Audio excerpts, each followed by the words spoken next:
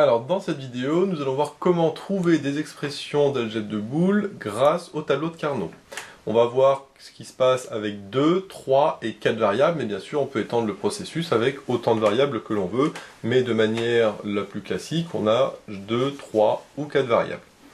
Donc, dans le premier exemple, c'est le plus simple qu'on a pris avec 2 variables pour bien comprendre le principe. Donc, on a un tableau à 2 entrées puisqu'on a 2 variables. La ligne va correspondre à la variable petit a, qui vaut soit 0, soit 1, et la ligne du b, la première colonne, va correspondre à b, c'est-à-dire soit 0, soit 1, puisque chaque variable a, b, c, d, etc., en algèbre de Boole vaut soit 0, soit 1. Et donc on a un tableau avec 4 cases, et dans chacune des cases, on met 1 si la solution vaut 1, et 0 sinon. Et donc nous, le but, c'est de trouver que vaut S. Alors l'idée est de regrouper les 1 par puissance de 2. Alors les puissances de 2 qu'il y a, on sait que c'est 2 puissance 1, 2 puissance 2, 2 puissance 3, 2 puissance 4, etc. Et évidemment 2 puissance 0, mais le but est évidemment de regrouper ces puissances-là et pas celles-là. On va voir pourquoi. 2 puissance 0 ça fait 1, 2 puissance 1 ça fait 2, 2 puissance 2 ça fait 4, 2 puissance 3 ça fait 8, 2 puissance 4 ça fait 16, etc. etc.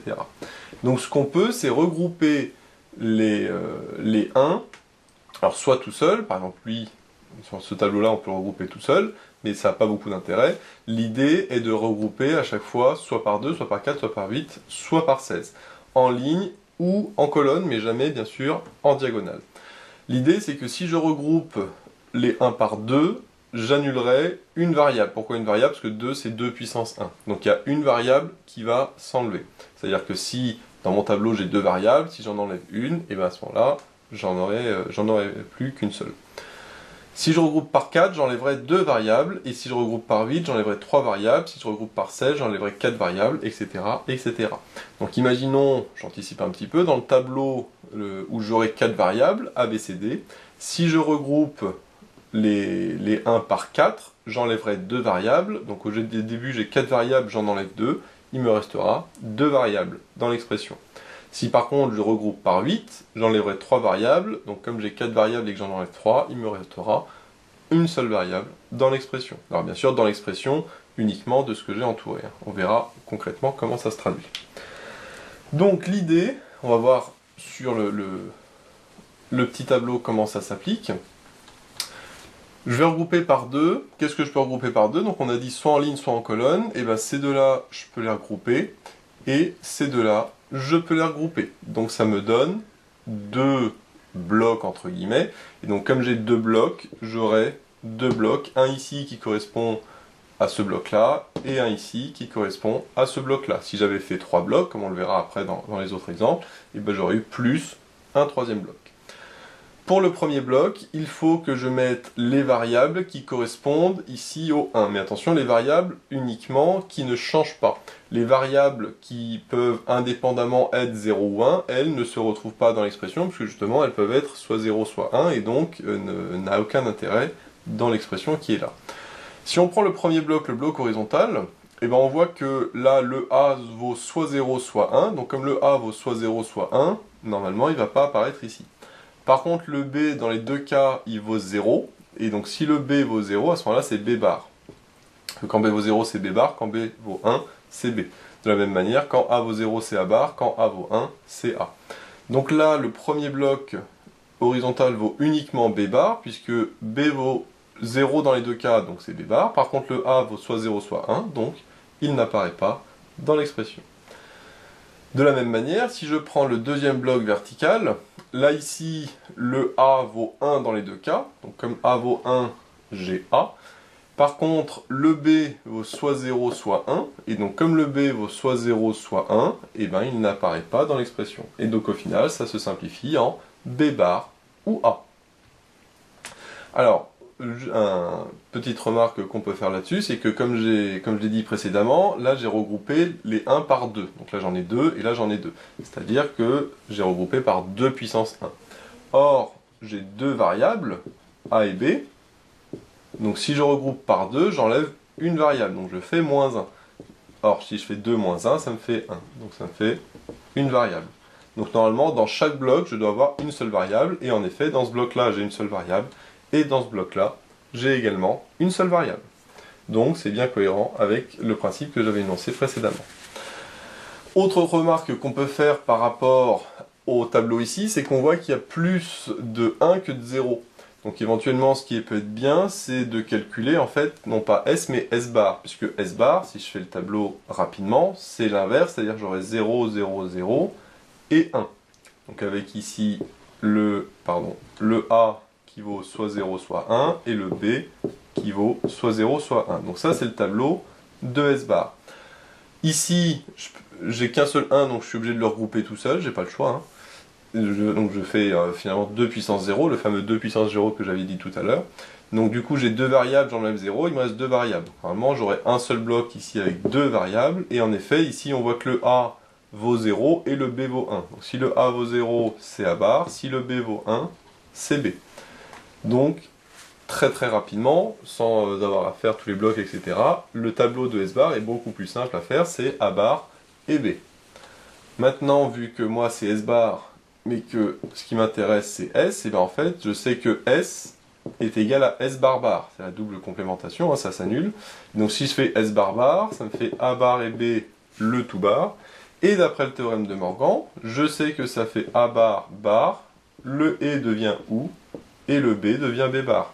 Je distribue, entre guillemets, la complémentation à chacun, c'est-à-dire au A bar, au point, et au B. Donc ça me fait A bar bar, point bar ça fait OU, plus, hein, et B bar ça fait B bar. Sauf que A bar bar ça fait A, donc ça fait A ou B bar. Et donc je retrouve le B bar ou A, parce que c'est commutatif, hein, du S de tout à l'heure. Donc là c'est une autre manière de trouver le S à partir du tableau, non pas en faisant avec les 1, mais avec les 0, c'est-à-dire en faisant le complémentaire, le S bar. Ici, ça n'a pas beaucoup d'intérêt parce qu'en effet, on n'a que 4 termes, mais sur un tableau avec 16 cases comme ici, si jamais on n'avait que 1 ou 2 zéros, et bien à ce moment-là, ce serait peut-être plus intelligent de calculer le S bar et après de calculer S en faisant le complémentaire de S bar. Donc voilà pour le principe général. On va voir maintenant ce qui se passe quand on l'applique sur 3 variables. Donc quand on a 3 variables, on est obligé de mettre sur la première ligne, par exemple, les deux variables AB, et sur la colonne, C. On peut très bien mettre AB en vertical et le C en horizontal. Le C vaut toujours 0,1. Par contre, comme j'ai AB, j'ai deux variables. Là, seulement, j'ai 4 possibilités. Soit 0,0, soit 0,1, soit 1,1, soit 1,0. Ça, c'est les 4 possibilités pour les valeurs de A et B. Alors, il faut faire très attention ici que quand on passe d'une colonne à l'autre, on ne doit changer qu'une seule variable à la fois. C'est-à-dire que là, de 0,0 à 0,1, je n'ai changé que la variable B qui est passée de 0 à 1. La variable A n'a pas changé. Quand je passe de 0,1 à 1,1, je ne change que la variable A qui passe de 0 à 1. La variable B reste à 1. Et quand je passe de là à là, la A reste 1, il n'y a que le B qui passe de 1 à 0. Ce qu'il ne faut surtout pas faire, c'est mettre 0,0, 0,1, 1,0 et 1,1. Pourquoi? Parce que par exemple ici, de là à là, il y a 0,1, 1,0, c'est-à-dire que j'ai changé les deux variables, la variable de A et la variable de B. Et ça, j'ai pas du tout le droit de le faire. Enfin, en tout cas, si je le fais, j'aurai pas le principe du tableau de Carnot. Donc ça n'a strictement aucune utilité. Donc ça, très important, c'est 0,1, enfin 0,0, 0,1, 1,1, 1,0. Et bien sûr, ce sera pareil en vertical, comme on le verra pour le troisième exemple. Donc là, dans l'idée, maintenant j'ai plus 4 cases, mais 8 cases, et je dois regrouper mes 1 de manière intelligente. Alors quand je dis de manière intelligente, c'est que on pourrait par exemple regrouper les deux 1 ici en vertical, les deux 1 ici en vertical, et les deux 1 ici en horizontal. Sauf que là, ça me ferait 1, 2, 3 blocs. Mais si je peux diminuer le nombre de blocs, c'est mieux. Et bien là, c'est ce que je vais faire, puisque je vois que j'ai les 4 1 qui sont côte à côte. Donc là, je peux regrouper ces 4-là, ce qui me fera un bloc, et je peux regrouper ces deux 1-là, qui me fera un deuxième bloc. Donc là, c'est mieux, puisque je n'ai plus que 2 blocs, alors que dans la version précédente où je faisais ça, ça et ça, j'avais 3 blocs. Donc moins il y a de blocs, mieux c'est. Alors là, c'est normal, parce que plutôt que de regrouper 2 et 2, tant qu'à faire, autant regrouper les 4 d'un coup ici. Maintenant, au niveau de S, donc j'aurai deux blocs, hein, un qui correspond au carré et l'autre qui correspond aux deux qui sont entourés. Je vais commencer par les deux qui sont entourés parce que c'est comme précédemment. Ici, le A vaut 1 et 1, donc du coup si le A vaut 1 et 1, il ne change pas, donc c'est petit a. Par contre, le B vaut 1 ou 0, donc le B, lui, on voit qu'il change. Donc si le B change, je ne le mets pas dans l'expression. Et le C, ici, vaut 0 dans les deux cas, donc comme C vaut 0 dans les deux cas, c'est C bar. Attention, hein, quand c'est 0, c'est C bar. Et donc là, le principe est bien respecté, comme je l'avais dit précédemment, puisque j'ai 3 variables, et je regroupe par 4, c'est-à-dire 2 puissance 2, et si je regroupe par 2 puissance 2, pardon, je regroupe par 2, donc du coup j'ai regroupé par 2 puissance 1, et 3 moins 1, parce que c'est la puissance qui est intéressante, ça fait 2. Et donc comme 3 moins 1, pardon, autant pour moi, ça fait 2. Donc normalement j'ai 2 variables dans le bloc, en effet, 1, 2 variables dans le bloc. Par contre, pour le carré, ici, j'ai toujours mes 3 variables ABC, par contre je regroupe par 4, c'est-à-dire 2 puissance 2. Donc si je regroupe par 2 puissance 2, le calcul que je dois faire c'est 3 moins 2, hein, 3 moins la puissance, ça fait 1. Donc normalement, le bloc ici n'aura qu'une seule variable. C'est ce qu'on va vérifier. Le petit a vaut 0, 1, donc lui il change de valeur, donc je ne le mets pas. Par contre le B vaut 1 et 1, donc le B vaut que 1, donc je suis obligé de le mettre. Et le C vaut 0 et 1, donc le C change de valeur, donc je ne le mets pas dans l'expression. Et donc je retrouve bien une seule variable, B, comme j'avais prédit, d'après le principe que j'ai mis ici. Donc ça, c'était qu'est-ce qui se passe quand on a 3 variables. Maintenant, pour 4 variables, ça va être le même principe, mais on va rajouter une petite propriété supplémentaire. Donc comme j'ai 4 variables, je suis obligé de le regrouper par 2, donc AB ici, donc toujours avec 0, 0, 0, 1, 1, 1 et 1, 0, et CD, pareil, 0, 0, 0, 1, 1, 1 et 1, 0. Là, je vais appliquer le même principe de regroupement, soit par 2, soit par 4, soit par 8, etc. Soit tout seul si j'ai pas le choix. Mais en plus, ici, comme les autres tableaux, en fait c'est cyclique. C'est-à-dire que je peux très bien regrouper le 1 d'ici avec, alors ici c'est 0, mais je peux très bien regrouper le 1 d'ici avec le 1 qui est là. En fait, la colonne qui est tout au bout, c'est comme si virtuellement elle était là. En fait, c'est comme si on prenait la grille ici, et puis qu'on l'enroulait selon un cylindre, et à ce moment-là, le 1 et 1 seraient côte à côte, de la même manière que ce 1-là et ce 1-là. Et donc, par exemple, ces deux 1-là, plutôt que de le regrouper uniquement par 2, parce que ici je ne peux pas les regrouper avec les autres éléments au-dessus, à droite ou en dessous, et bien rien ne m'empêche de regrouper ces deux 1-là avec ces deux 1-là. Et donc comme ça me fait un bloc de 4 plutôt qu'un bloc de 2. Et quand j'ai un bloc de 4 plutôt qu'un bloc de 2, j'aurai une variable en moins. Donc déjà, je vais regrouper comme ça ces 4-là pour avoir un bloc de 4. Ensuite, je peux regrouper ce 1-là avec ce 1-là, pareil par symétrie, mais tant qu'à faire, autant regrouper ces 4-là d'un coup. Et donc là, on voit un petit principe supplémentaire, c'est que rien ne m'empêche de prendre des valeurs deux fois. Donc par exemple, le 1 qui était ici, je l'ai pris deux fois, comme le 1 qui était là, et bien là, les deux 1 sont déjà pris dans le carré, dans le premier carré que j'avais fait, rien ne m'empêche de les reprendre une deuxième fois. L'intérêt ici, c'est que plutôt de regrouper uniquement un bloc de 2, je regroupe un bloc de 4, ce qui est quand même plus intéressant, vu que ça va diminuer le nombre de variables. Enfin, je vois que j'ai encore des 1 ici qui ne sont pas pris. Ce 1 là, malheureusement, je peux le regrouper que avec ce 1 là, puisque tout autour j'ai que des 0, donc de toute façon je ne pourrais rien faire d'autre. Et enfin ce 1 là, je vais pouvoir le regrouper avec ce 1 là, ici il n'y a rien d'autre, alors il faut regarder si jamais je ne peux pas, par symétrie, pareil, regarder ici. Alors là je vois, j'ai 1, 2, 3, 1, sauf que on peut regrouper que par puissance de 2, c'est-à-dire 2, 4, 8, etc. Et 3 n'est pas une puissance de 2, donc malheureusement ce 1 là, je suis obligé de le regrouper uniquement avec le 1 qui est ici. Par contre, si j'avais eu un 1 ici, évidemment j'aurais regroupé ces 4 là. J'aurais fait un bloc de 4. Donc là maintenant on voit que j'ai 1, 2, 3, 4 blocs. Donc si j'ai 4 blocs, j'aurai 4 expressions. On va commencer par les expressions les plus simples, c'est-à-dire celles où j'ai 4 termes, parce que quand j'ai 4 termes, du coup ça me fait 2 puissance 2, donc normalement j'enlève 2 variables. Comme j'ai 4 variables et que j'en enlève 2, et ben ça me fera 2 variables. Donc normalement les blocs de 4, donc celui-là et le carré, je ne vais avoir que 2 variables. C'est ce qu'on va vérifier tout de suite. Donc là, pour le premier bloc ici, on a le A qui vaut que 1 et le B qui vaut que 0. Donc ça me fait A, B bar.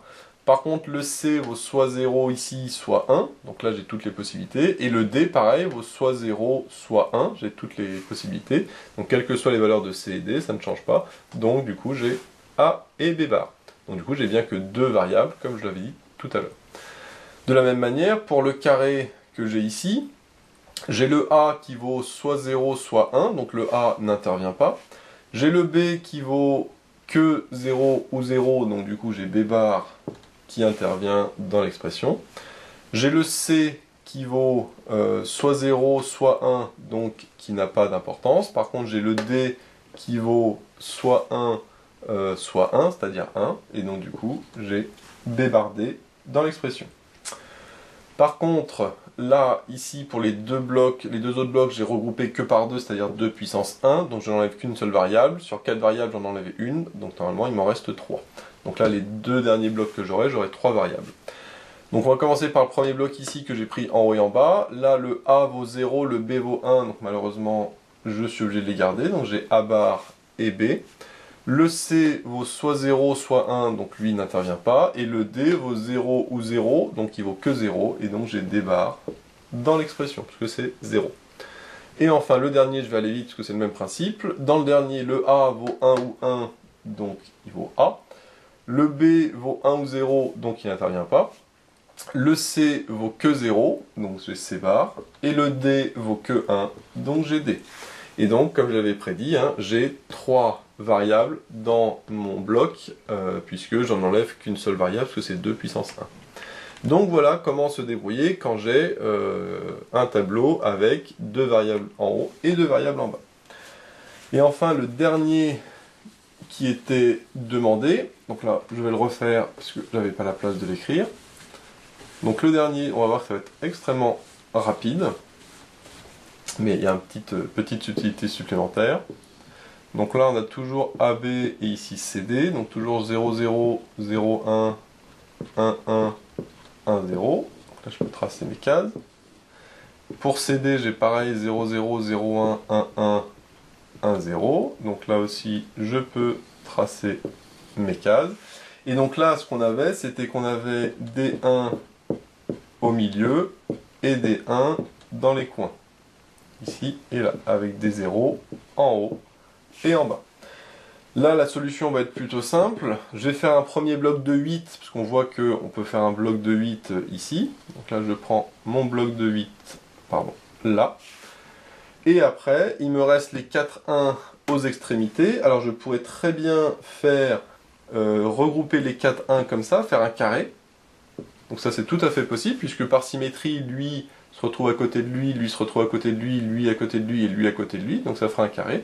Mais encore mieux que de faire un carré, je vais faire, évidemment, un bloc de 8 en prenant ces 4-là avec ces 4-là. Donc là, la petite particularité, c'est que certes, il en restait 4 que je pouvais regrouper ensemble, mais comme on l'a vu précédemment, je peux très bien prendre des 1 qui ont déjà été pris dans un autre bloc pour diminuer encore plus le nombre de variables en prenant un bloc le plus gros. L'idée, c'est toujours de prendre les blocs les plus gros possibles afin de diminuer le nombre de variables. Donc là, 8, ça fait 2 puissance 3. Donc normalement, j'aurai 3 variables en moins que le nombre de variables. Là, j'ai 4 variables, j'en enlève 3. Donc normalement, j'ai une seule variable pour chaque bloc. Comme j'ai 2 blocs, j'ai un plus. Pour le premier bloc, on va aller ça vite, hein, le bloc du milieu. Là, ici, le A vaut soit 0, soit 1, et le B vaut soit 0, soit 1, donc il n'y a aucune différence. Enfin, ça n'intervient pas. Le C vaut soit 0, soit 1, donc pareil, ça n'intervient pas. Par contre, le D vaut soit 1, soit 1, c'est-à-dire 1, donc D. Et pour les deux blocs, enfin le bloc ici de 8, mais en horizontal, en vertical, pardon, et ben le A vaut 0 ou 1, donc il n'intervient pas. Le B vaut 0 ou 0, donc le B vaut 0, donc B bar. Le C et D, on voit qu'ils valent soit 0, soit 1 à chaque fois. J'ai tout, hein, parce que je suis en vertical, et donc du coup ça me fait D ou B bar. Donc on voit, ça simplifie extrêmement bien si on pense à prendre évidemment les deux qui sont ici. Si j'avais pris un bloc de 4, et ben j'aurais eu 2 variables dans le bloc ici à la place d'une seule variable, et donc j'aurais pas simplifié au maximum mon expression. Donc voilà comment simplifier des expressions en algèbre de Boole avec le tableau de Carnot, et on avait vu dans d'autres vidéos comment simplifier ces mêmes expressions mais sans tableau de Carnot en utilisant les propriétés qu'on avait vues dans le cours. Donc voilà, j'espère que cette vidéo vous sera utile. N'hésitez pas à vous abonner pour être au courant des nouvelles vidéos qui sortiront. J'ai mis le lien dans la description vers l'énoncé de l'exercice, ainsi que vers d'autres exercices sur l'algèbre de boules. J'ai également mis le lien vers la page Tipeee où vous pouvez soutenir Méthode Maths. Et moi je vous dis à bientôt pour de nouvelles vidéos.